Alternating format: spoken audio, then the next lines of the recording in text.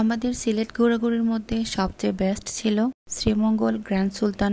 তো শ্রীমঙ্গল গ্র্যান্ড সুলতানের যে সময়টা আমরা কাটাইছি এটা আমাদের কাছে বেস্ট ছিল, খুব ভালো লাগছে। তো সেদিন আমরা শ্রীমঙ্গলে যাওয়ার পরে ভাড়াওরা চা বাগান ঘুরলাম, তারপরে নীলকণ্ঠ গেলাম, নীলকণ্ঠে চা খাইলাম, 7 কালারের চা। তারপর আমাদের নেক্সট টার্গেট ছিল শ্রীমঙ্গল গ্র্যান্ড সুলতান। শ্রীমঙ্গলে যাব আর গ্র্যান্ড সুলতানে ঘুরবো না, এটা তো হয়ই না। তো আমি আমার পরিবারের সবাইকে নিয়ে চলে গিয়েছিলাম। সেদিন এত বেশি গরম ছিল, গরমে আমাদের নাজেহাল অবস্থা হয়ে গিয়েছিল।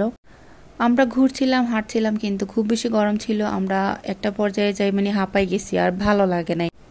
গ্র্যান্ড সুলতানের ভিতরের এই সৌন্দর্যটা আমার ভাগ্নেদেরকে দেখানোর জন্য নিয়ে গেছিলাম। গ্র্যান্ড সুলতানে আমার আগে আরও অনেকবার যাওয়া হয়েছে, যেহেতু আমি শ্রীমঙ্গলে বড় হয়েছি, শ্রীমঙ্গলে আমার যাওয়া হয়, আমি সিলেটের মেয়ে। সো শ্রীমঙ্গলে গেলে গ্র্যান্ড সুলতানে আমাদের ঘোরাঘুরি হয়। তো এবার আমি আপুদেরকে নিয়ে, আমার ভাগ্নেদেরকে নিয়ে একটু গ্র্যান্ড সুলতান ঘুরতে গেলাম। তো ওদেরকে নিয়ে আমরা ঘোরাঘুরি করতেছিলাম। এখানে এই স্পটটা, এটাও কিন্তু দেখতে অনেক সুন্দর। স্পেশালি সবাই যখন গ্র্যান্ড সুলতান যায়, এই জায়গাটার উপর বেশিরভাগই ফটোশ্যুট করে, ভিডিও করে, খুবই সুন্দর হয়। তো আমরা তেমন ফটোশ্যুট এখানে করি নাই, হালকা পাতলা ভিডিও নিছিলাম। আমি একটু ওদেরকে ঘুরে ঘুরে দেখাচ্ছিলাম। ভিউটা কিন্তু ভিতরে অনেক সুন্দর। আর যেহেতু গ্র্যান্ড সুলতানের ভিতরটা অনেক বড়, এটা ঘুরতে ঘুরতে ঘুরতে ঘুরতে শেষ হবে না। দেখার মতো অনেক জিনিস আছে, অনেক জিনিস। এই সুন্দর পরিবেশের সাথে একটা সুন্দর গান হলে কেমন হয়?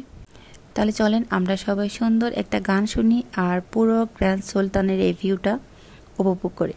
ওকে, সবাই ভালো থাকবেন, টাটা, বাই বাই, আল্লাহ হাফেজ।